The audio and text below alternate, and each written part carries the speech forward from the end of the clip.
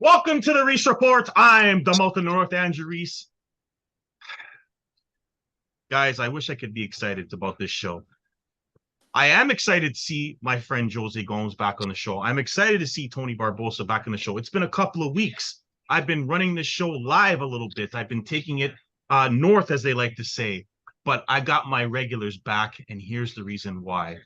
We just witnessed one of the worst choke jobs in the history of basketball as the Raptors lost the play-in game at home 109-105 to the Chicago Bulls, choking away a 19-point lead with 18 missed free throws.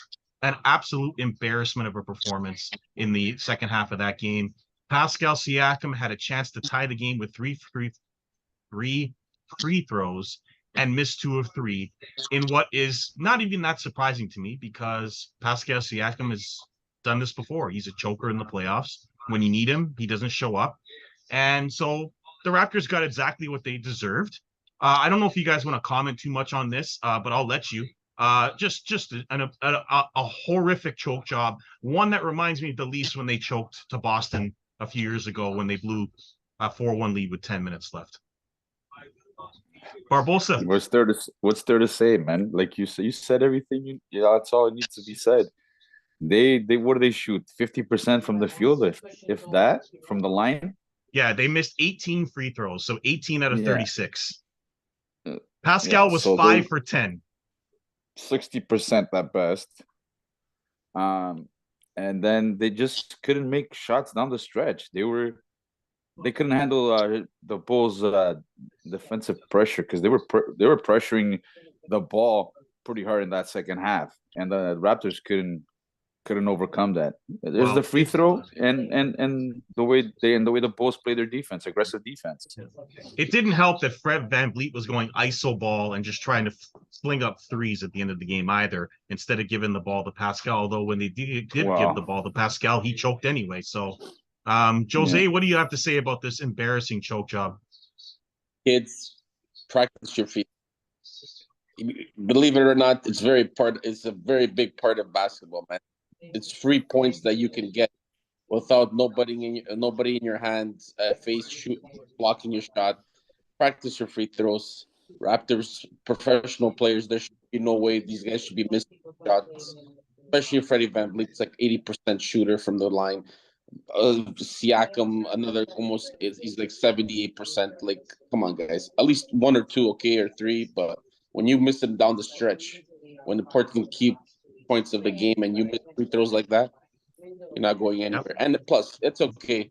It's good for the Raptors that they lost this game. They get a higher draft pick, even if they had won against the Bulls. I don't see them beating Miami, or even if they got past Miami, they would probably get swept by the Bucks anyway. So It is what it is. Get a higher draft pick forward for next year, and there's going to be a lot of changes. There's going to be some big trades going to be made, I believe. So we'll see next year what's going on with the Raptors.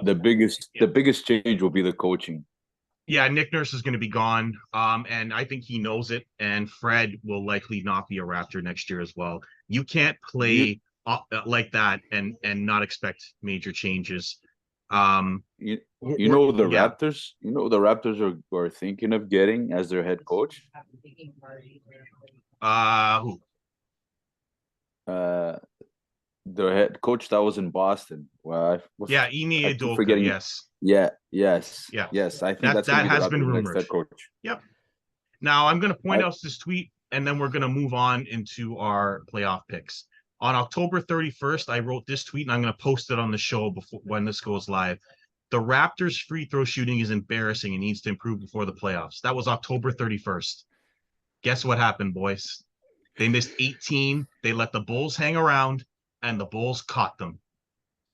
Thank God this season is over. Now, let's move on to the rest of the NBA playoffs. For those looking for the Leafs, we will have an NHL playoff preview next week. And boy, are you going to look forward to that one. We'll talk about the Leafs then, and all the other teams that are in the playoffs. It's going to be a great playoffs. It's wide open. Just about anyone can win the cup. And we'll talk about that then. Unless you believe Boston's unbeatable, then we'll talk about that next week. In the meantime, please like, subscribe, and comment. But we're going to get into our NBA predictions for the playoffs. let us start with the teams that have already gotten themselves in, and then we'll get to the top seeds after that.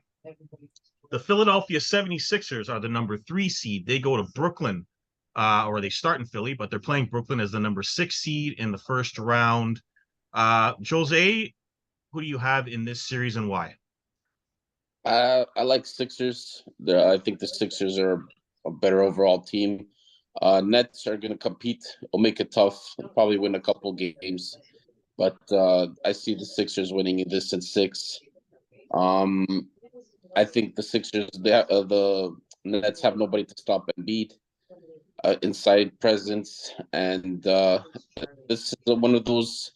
It's this year or bust for the Sixers because I don't think they're going to keep Harden next year either. So I think they're going to go all in for this year. But I don't see the Nets.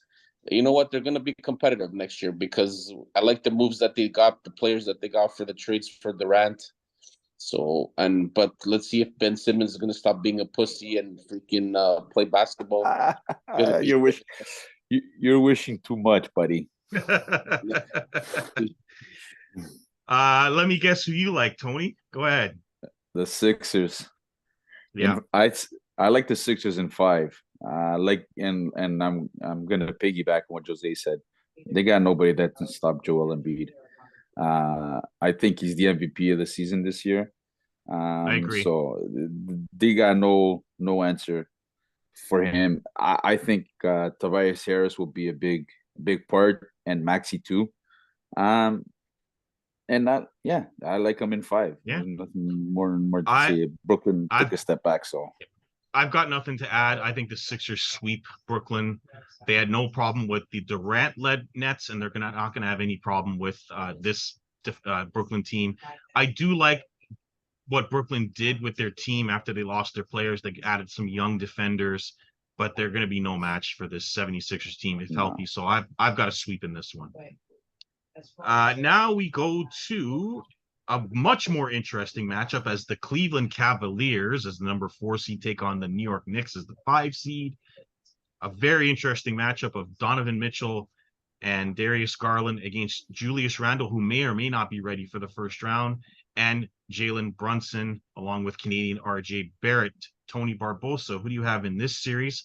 A lot of uncertainty, but assuming Julius Randle plays, who do you like? If Julius Randle play, I think the Knicks will win the series. It's going to go to 7 games, though. I have a feeling it's going to go to 7 games, and I have the Knicks winning it. They have a good record against Cleveland this year. I think there might be the only team that have a winning record against Cleveland. Well, the Raptors did as well. The Raptors did as well. Did they? Okay. Yeah. But they had a good record against them. So for that reason, I think I like the Knicks. If you can stop Donovan Mitchell, you'll be able to beat him. And the Knicks have the wizardry and of defenses as their coach. So you'll find a game plan to shut down Donovan Mitchell. Jose, who do you like in this series? Tough one. Tough one to pick. It's gonna go. I think it's gonna go 6-7 too. I think this is a tough series. I think it's gonna be a home series. I think the home teams are gonna be winning all the games here, but I like Cleveland in 7. I think Cleveland this year with all the trades that they made, with Donovan Mitchell there. He's a legit scorer. They got Mobley in the middle with Allen. Those 2 big-headed monsters are in the middle there. It's going to be tough for New York to beat them.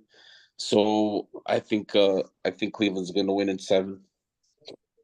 You know what? I would have said Cleveland until I saw what Jalen Brunson did to the Cavs. I think it was. I'm going to go back. I think it was on March 31st. Jalen Brunson went off for 48 points in Cleveland without Julius Randle, and they won by 14. I'm going to take the Knicks in this series, but in 7. Jalen Brunson is a major X factor in this series. I assume Julius Randle will play at some point. I'm not really sure when. But I would have picked the Cavs until I saw that game when Randle outdueled Mitchell. So I'm going to take the Knicks in an upset here in 7. It will be a close series. It can go either way. Katino Mobley will be, or sorry, not Katino Mobley, but Evan Mobley will be a major factor if he can somehow give them some interior defense that will help. But man, Jalen Brunson is a really good player, especially in the playoffs. He really helped Dallas, and Dallas really missed him this year. So I'm going to go with the Knicks Oh yeah, in an upset. What's that? Dallas really missed them. They really miss him. They missed the playoffs completely. Kyrie Irving may be a really good player, but not the right fit for that team. And I told Jose after he thought they were going to be great, I go, they're going to be terrible, and they missed the playoffs. So I got the Knicks in an upset there. Now we go to the Atlanta, Boston. Well, we'll go to the 2-7 matchup. It's Atlanta at Boston. I'm not going to waste too much time here. I think the Hawks are a flawed team. I think they're going to end up trading Trae Young in the offseason. They can't defend. Boston beats them.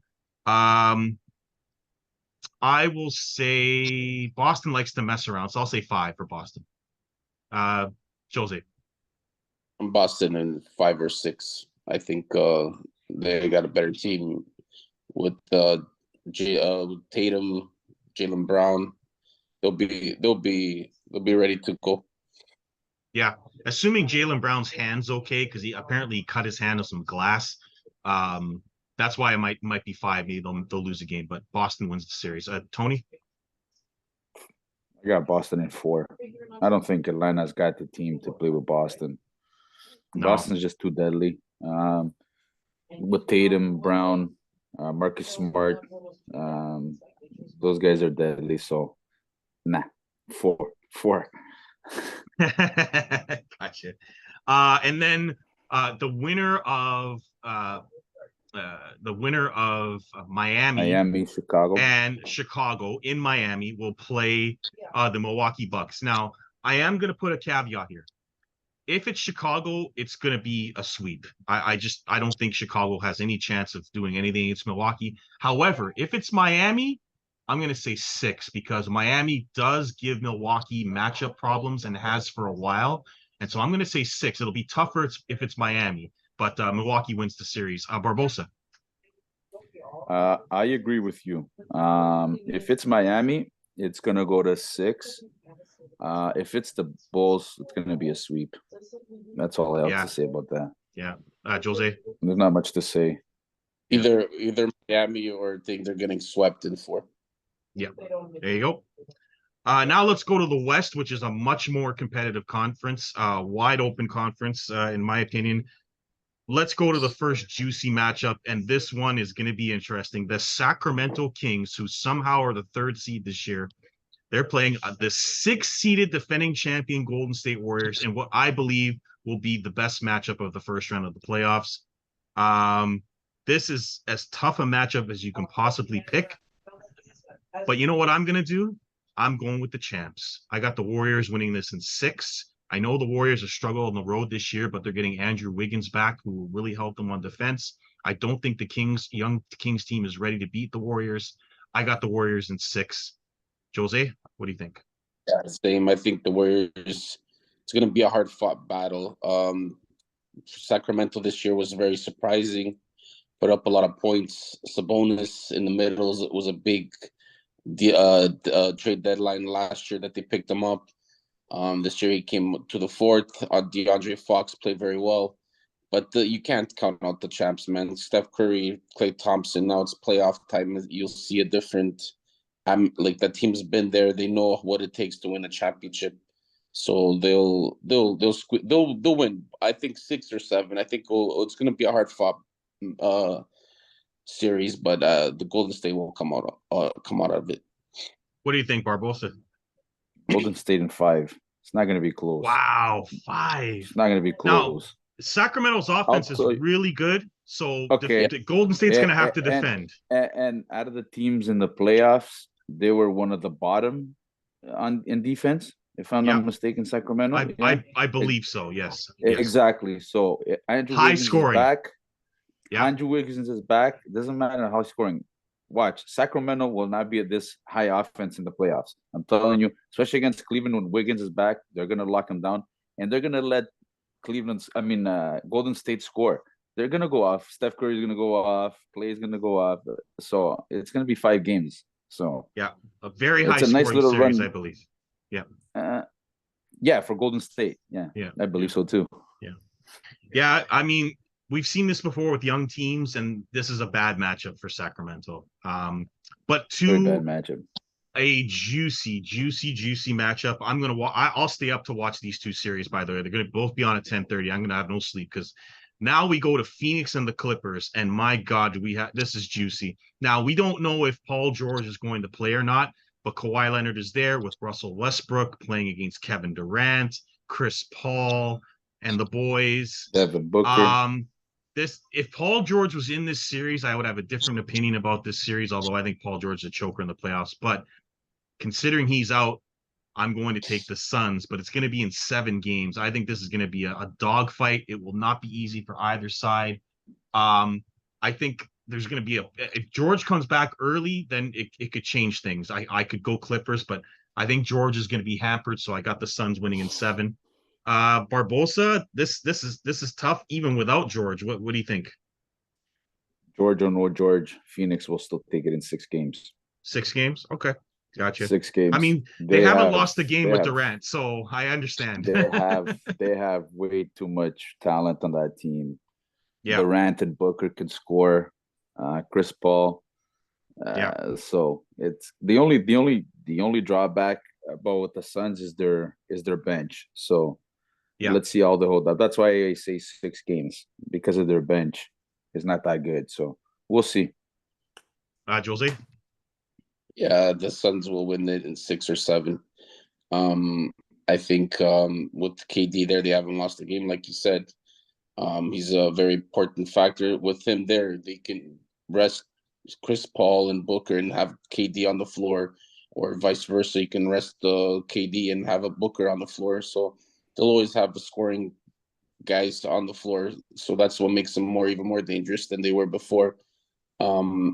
So I'm taking Phoenix. Even if George was there in LA and the Clippers, I just don't think the Clippers are a well-equipped team. You're talking about bench and stuff like that. Clippers have no bench either, so it's not like. And then I wouldn't depend on Russell Westbrook to do anything, because he's a big choke artist as well. He'll have one game and then he thinks he's like the royal king of LA or something. So, but yeah, I like the Phoenix Suns in this one. Yeah, the more I think about it, man, yeah, Phoenix is gonna win this series. I'm gonna say 7, but yeah. Look how much the Lakers got better without Russell Westbrook. That's all I have to tell you. I know. Westbrook, one of the most overrated players, in my opinion, in NBA history. And I've been saying that. I said that. Jose knows this. I've said this before he got to the Lakers. Even when he was in OKC, I thought he was overrated. So this doesn't surprise me at all. He's an individual player that needs to have the ball all the time. Can't play otherwise. Now we get to another juicy matchup that's going to be on late. These two teams do not like each other. The Memphis Grizzlies are going to take on the Lakers. My God, another dream matchup here. They don't like each other at all. We had Shannon Sharp get into it into the stands one time.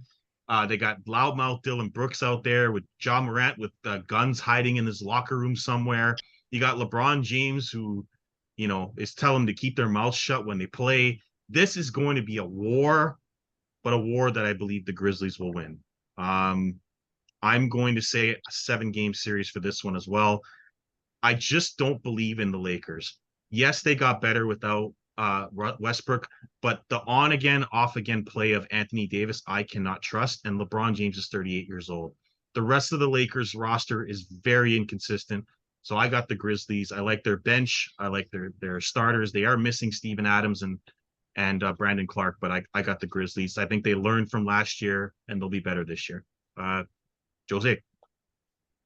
I like the Lakers. I think the Lakers are going to upset them. I just think that AD is going to be the deciding factor in the series. With no Steven Adams, no big man in the middle to stop him, I think he's going to have a field day. Darren Jackson. So I don't think he'll be able to stop AD. Well, he's good. The Jared Jackson is good. He had a great season this year, but like I like the players that the Lakers picked up. You can see that the team's more all around now. They have they don't have such a deep bench, but they have a good bench, good players coming off the bench. So I think they'll be fine, and I think this is going to be an upset right here. I think the Lakers will take it in 6. Lakers in 6. Barbosa. I'm going with Jose. Exactly what he said. The Lakers in 6. I will piggyback on what Jose is saying about AD. There's nobody up in the middle that can stop AD. LeBron is still LeBron James. You can still score the ball. You can still pass the ball.